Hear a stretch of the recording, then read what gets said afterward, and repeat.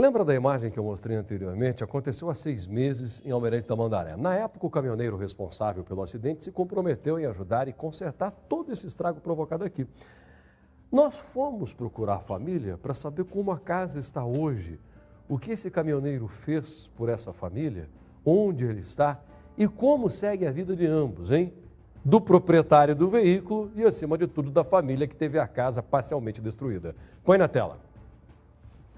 Foi esse caminhão que, descontrolado, desceu a ladeira e atingiu em cheio essa propriedade. Ninguém foi atingido, apenas prejuízos materiais, mas o susto foi grande.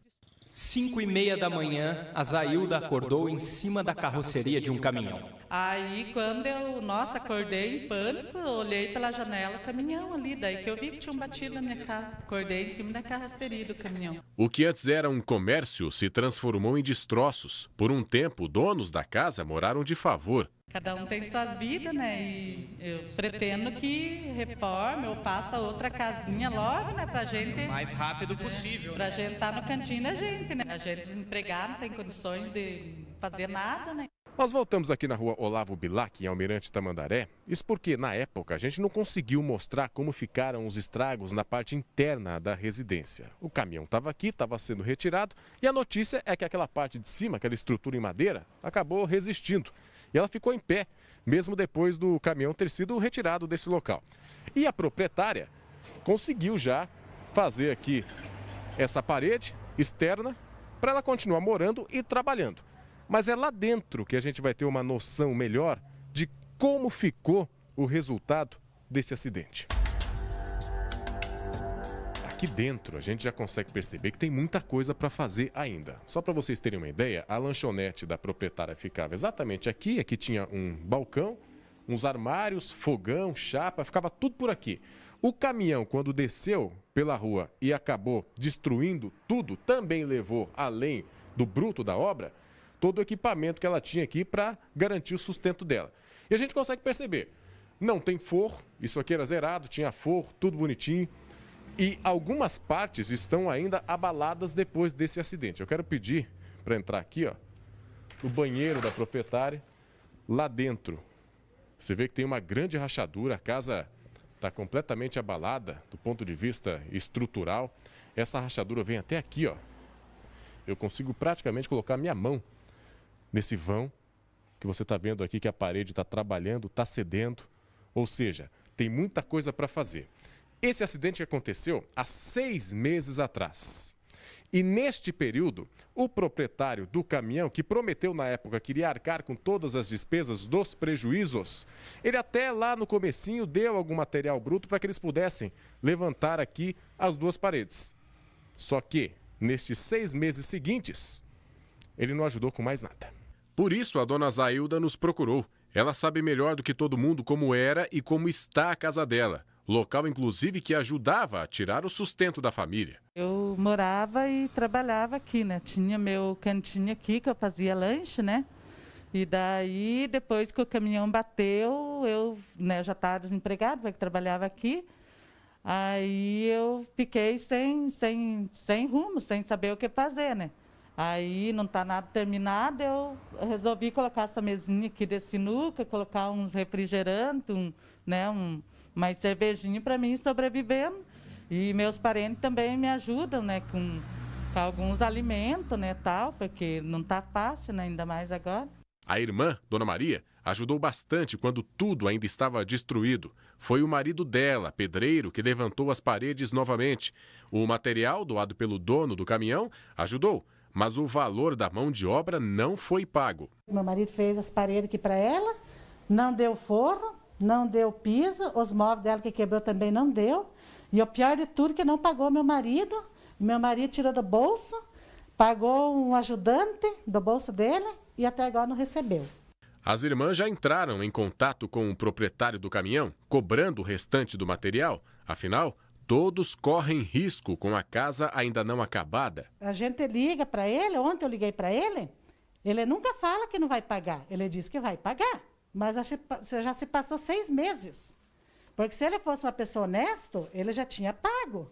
Porque nem que pagasse tipo de 100 em 100, de 200, ele já tinha pago. Mas já vi que ele não é honesto. E já que elas cobraram, a gente fez o mesmo. Bom, a gente conseguiu aqui o telefone do caminhoneiro. Na verdade, ele é proprietário da empresa de caminhões, né? Que disse que ia pagar todos os prejuízos aqui. Então, já que ele não está falando com as vizinhas, a gente vai ligar para ele e vamos ver por que ele não pagou nada nesses 6 meses aí. Vamos lá. Alô? Alô, Breno? Isso. Tudo bem, Breno? Quem está falando é Douglas da Rede Massa. Boa tarde, tudo bem? Tudo bem? Tudo jóia. O Breno, é o seguinte, eu tô aqui na rua Olavo Bilac, Almirante Tamandaré, falando sobre aquela casa que infelizmente um dos seus funcionários acabou batendo o caminhão contra a residência, destruiu bastante coisa. E aí a gente estava conversando aqui, as vizinhas falaram que você infelizmente não pagou, ou melhor, pagou parcialmente as despesas para consertar aqui os prejuízos. E nos últimos 6 meses você não ajudou com nada. Eu só queria confirmar isso com você, Breno, se você não pagou mesmo nesses 6 meses, o que está acontecendo? Eu levei o material para ela poder arrumar, né? Uhum. A casa dela, parcialmente, como foi dito aí. Uhum. E o resto eu não consegui pagar porque eu não estou trabalhando, o caminhão eu devolvi para quem eu comprei. Uhum. Porque eu tô desempregado também, igual a situação igual eles. Uhum. Sim. E, Breno, nesses 6 meses, será que não conseguia dar pelo menos um pouquinho por mês, só para dar uma facilitada aqui, não? Mas como é que você está desempregado? Fala para mim, você tem que aluguel pagar também igual eu pago aluguel. O homem do outro lado da linha continuou afirmando que vai pagar, mas não tem dinheiro no momento. Tentou justificar os bolsos vazios. Não tem confusão. Quando o país voltar a trabalhar, quando eu conseguir trabalhar, eu vou aceitar isso aí de pouquinho por mês. Mas Eu não sei o que fazer. Sim, mas se for de pouquinho por mês, por que você não fez lá desde o início do negócio? Qual foi a parte do senhor da massa não viu que eu não estou trabalhando? Que eu estou fazendo malemar para mim pagar o aluguel da minha casa, que é R$670, Aham. e viver, e comer, e dar leite para minha filha. Ou vocês da massa vai lá levar para minha filha? Não vai, vocês não têm obrigação disso. E tentou diminuir a culpa no acidente? Não fui eu que peguei essa bosta. O moleque roubou meu caminhão de lá e levou lá. Entendeu? Aí eu fui atrás dele, ele sumiu. Aí Mas ele sumiu, falou que a culpa não é dele, que a culpa é do caminhão. Como é que a culpa é do caminhão se o caminhão não saiu sozinho de lá da frente do Ceasa para ir até aí? Para encerrar, mais uma tentativa. Inverter o lado prejudicado da história. Quem foi a vítima do acidente? Eu e ela. Ah, você não foi vítima do acidente? A casa delas e a minha, ó. Eu perdi o resto de dignidade que eu tinha. Eu perdi meu nome que eu tinha. Mas Eu perdi o caminhão que eu tinha por causa de um filho da... durante a ligação, ele não deu um prazo para pagamento. Continuou atribuindo a falta de dinheiro à crise gerada pela pandemia do coronavírus. Insistimos e chegamos num acordo. Quando acabar a pandemia, Breno? Quando acabar a pandemia? Quando acabar a pandemia, é capaz de a gente conseguir pagar essa mulher aí quanto antes, porque eu só vejo o nego passando em estado festa, e tá ruim, mas tá fazendo festa. As vítimas vão esperar. Enquanto isso, o medo existe. A parte superior, feita com madeira, balança muito, tá bem instável. Zailda, no acidente, acordou na carroceria do caminhão. Agora o medo é acordar em outro lugar.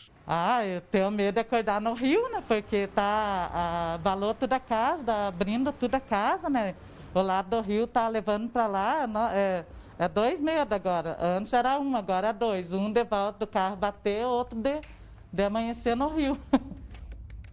Olha só, primeiro que o rapaz disse que quando passar a pandemia ele vai ajudar, porque agora não pode, deixando a entender que só não ajudou ainda porque tem a pandemia. Que na verdade não é bem assim, afinal de contas, a pandemia começou agora. E os meses que antecederam a pandemia, que você já havia prometido que iria pagar e não pagou. Mas, já que você fez uma promessa que depois da pandemia irá dar o dinheiro, tudo bem, fazer o quê? Você falou que não tem grana, né? Mas, repito, poderia ter pagado antes. Segundo, o senhor comentou também que é vítima nessa história. Claro que não é, né? O caminhão é teu. E se você permite que pessoas que você não confia peguem o seu caminhão, você tem que se responsabilizar por ele. A culpa é tua, sim. Você não é vítima nessa história. Terceiro, você disse que a Rede Massa não vai lá levar comida para minha filha. Primeiro que não é a nossa obrigação, ok? Tem nada a ver uma coisa com a outra. Você tem obrigação de pagar as despesas dessa mulher.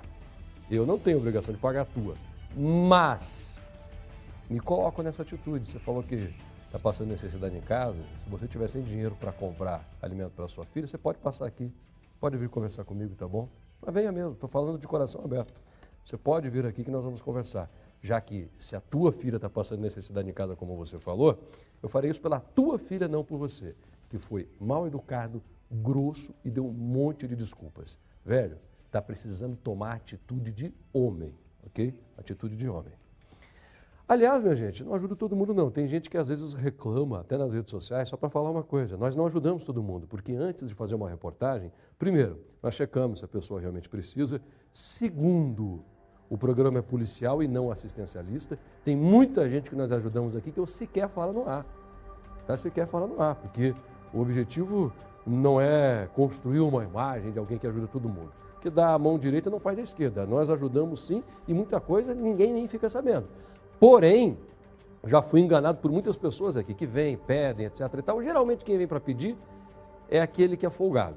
Saibam vocês disso. É porque as pessoas que realmente querem vão atrás e a gente fica sabendo, ó, tá ali batalhando para conseguir alguma coisa e tá difícil, a gente vai dar uma força porque está batalhando, porque ajuda. Mas os mais chorões, os que gostam de reclamar e que usam as redes sociais para ficar vomitando porcaria, é o que menos precisa. E se você for checar a vida da pessoa, não é tudo que ela está dizendo, não. Então não é com ameaça que a gente ajuda ninguém. Não é com conversa fiada que nós vamos ajudar alguma pessoa. É com responsabilidade. O recado foi dado para quem precisou, é ou não é?